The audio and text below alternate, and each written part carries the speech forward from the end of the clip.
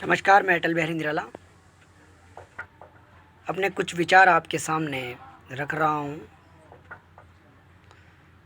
कि किस तरह से मनुष्य को अपना जीवन जीना चाहिए, क्या करना चाहिए। मेरे विस्तृत विचार में मनुष्य को कभी किसी चीज़ की याचना नहीं करनी चाहिए। याचना का अर्थ है मांगना। अगर मनुष्य किसी चीज़ के लिए किसी से याचना करेगा, प्रार्थना करेगा, दीनता से उसे मांगेगा, तो ये उसके लिए कभी भी फलदायी नहीं होगा। प्रैक्टिकली जैसे हमारे अधिकार हैं, अगर हम इनके लिए किसी से याचना करते हैं, किसी से प्रार्थना करते हैं कि वो खुश होकर हमें दे देंगे, तो ये बिल्कुल असत्य है। हमें हमारे अधिकार को दृढ़तापूर्वक प्राप्त करना होगा और हक से प्राप्त करना होगा, तब जाकर हमें हमारे अधिकार मिलेंगे। पुराणों में और दार्शनिक ग्रंथों में भी कहा गया है कि याचना करने से इंसान छोटा होता है, उसे नीचा देखना पड़ता है।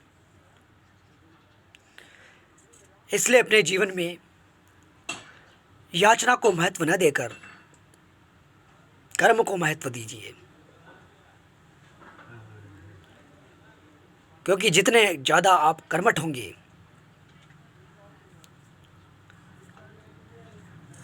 हर चीज़ आपको उतने ही सुलभ प्राप्त हो जाएगी। और अगर आप अपने कर्म के प्रति उदासीन हैं, तो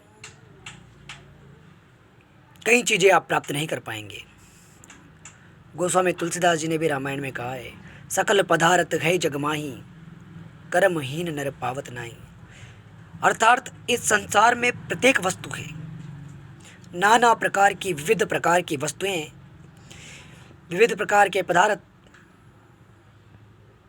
जो मानव जीवन को अत्यंत प्रसन्न, सुखी, धन्य धान्य कर सकते हैं, वो उपलब्ध है। लेकिन कर्महीन नर, यानी कि जो कर्म नहीं करता, वो इन्हें प्राप्त नहीं कर सकता। एक चीनी कहावत भी है कि जो व्यक्ति 4 काम कर रहा है, वो 5 भी कर सकता है। कहने का आशय यह है कि व्यस्तता और बोझ किसी काम को मानना, ये सब व्यर्थ की बातें हैं। वास्तविकता यह है कि जितना ज़्यादा व्यक्ति अधिक क्रियाशील होगा, उतना ही वो अपनी जिम्मेदारियों को उठाने के लिए, प्रत्येक जिम्मेदारी को उठाने के लिए मजबूत बनेगा। इसलिए सदैव क्रियाशील रहना मानव जीवन का धर्म है। अगर मानव क्रियाशील नहीं है, तो उसका जीवन एक बोझ की तरह हो जाएगा। उसे खुद अपना जीवन एक बोझ लगने लग जाएगा। इसलिए जीवन में सबसे ज़्यादा महत्व कर्म का ही है। चाहे ज्ञान से हम सराबोर ना हो, हम जितना जानते हैं वही काफ़ी है। लेकिन हम जितना भी जानते हैं, उसे हम अपने कर्म के द्वारा ही फलीभूत कर सकते हैं। कर्म ही वो दृष्टिकोण है जिसमें हमें सफलता और असफलता दोनों का सामना करना पड़ेगा।